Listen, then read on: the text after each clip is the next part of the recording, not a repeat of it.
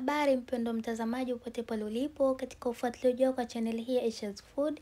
Leo nimeweza kuwaleteni jinsi ya kutengeneza fondant icing ya kupambia keki kwa njia rahisi sana. Ungana nami hadi mwisho wa video hii. Katika kibakuli nimeweka gelatine leaves, halafu nitaweka maji ya uvuguvugu nusu kikombe. Ikiwa una gelatine ya kawaida utaweka vijiko viwili vikubwa vya chakula, kisha utachanganya vizuri mpaka ilainike na utaweka pembeni. Baada ya hapo nimeweka glucose syrup vijiko viwili vikubwa vya chakula, halafu nitafuatia kwa kuweka glycerin syrup ya keki kijiko kimoja kikubwa cha chakula. Baada ya kuweka glucose na glycerin katika kibakuli, nitachanganya vizuri na kisha nitaweka pembeni. Angalizo, unapokuwa dukani unanunua mahitaji hasa haya ya kutengenezea fondant, hakikisha unanunua glycerin syrup ya keki. Usije ukajichanganya ukasema unataka glycerin ukapewa glycerin ya kupaka mwilini. Kwa hiyo kabla haujaondoka dukani, soma vitu vyote.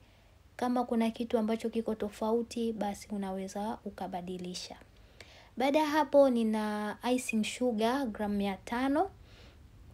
Nitaweka katika bakuli kwa kuichekecha kama hivyo, kwa maana icing sugar baadhi zinakuwa zina particles. Kisha baada ya hapo nitatengeneza kishimo kama hivyo ambavyo inaonekana, kisha nitamimina glycerin pamoja na glucose katika icing ambayo ipo kwenye bakuli, halafu nitachanganya kama hivyo ambavyo inaonekana katika video. Unakuwa unachanganya taratibu, usitumie nguvu kwa sababu hiyo icing sugar inakuwa ni nyepesi sana kupeperuka. Kwa hiyo changanya taratibu kwa umakini kabisa. Baada ya hapo nimechukua gelatine, nitachanganya kama hivyo, yani unakuwa unaikoroga kidogo, na hiyo inasaidia ile ambayo inakuwa imeshika kwa chini ama imeganda kwa chini, inakuwa unaichanganya kwa pamoja. Kisha utamimina taratibu, unakuwa unaweka kidogo kidogo kama hivyo, kisha utaendelea kuchanganya taratibu kabisa kama hivyo ambavyo inaonekana. Vile vile kama ni mgeni katika chaneli hii, na kusihi ndugu yangu usisahau kusubscribe, kulike, kukomenti na kushare na marafiki, bila kusahau matangazo ya mdomo kwa ndugu jamaa na marafiki, na wakaribisheni sana.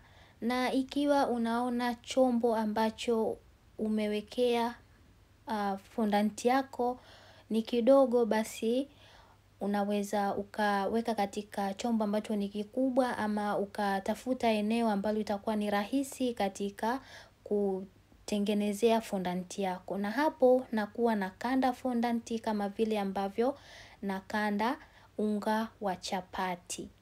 Unakuwa unaikanda kama hivyo taratibu, usitumie nguvu sababu inakuwa ni laini.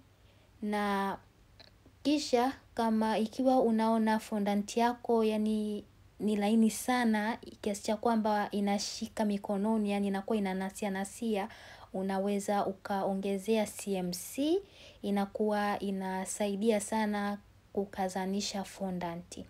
Na vile vile fondant yako ili ujue kwamba imelainika vizuri, inatakiwa ivutane kama vile Big G, kama hivyo ambavyo yangu inaonekana. Na ukiona fondant haivutani, basi ujue kuna sehemu itakuwa umekosea, na ndio maana fondant yako haivutani kama Big G. Na vile vile utengenezaji wa fondant upo wa aina tofauti tofauti kulingana na urahisi wa mtu, vile ambavyo yeye anaona.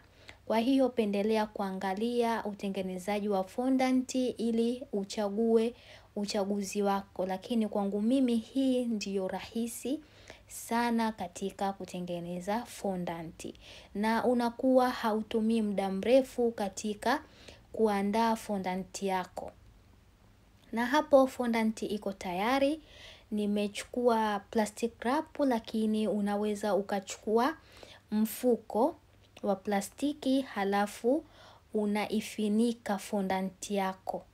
Hivyo kama ambavyo mimi naonyesha hapo katika video, unaifinika vizuri na pia hakikisha fondant yako yani hewa isipite. Kwa hiyo wakati unafinika na huo mfuko wa plastiki, ama ukishamaliza kufinika na mfuko wa plastiki, wakati unaweka katika bakuli, hakikisha hilo bakuli lina mfuniko kwa juu ili uifinike, licha ya kwamba itakuwa tayari umeweka katika mfuko wa plastiki.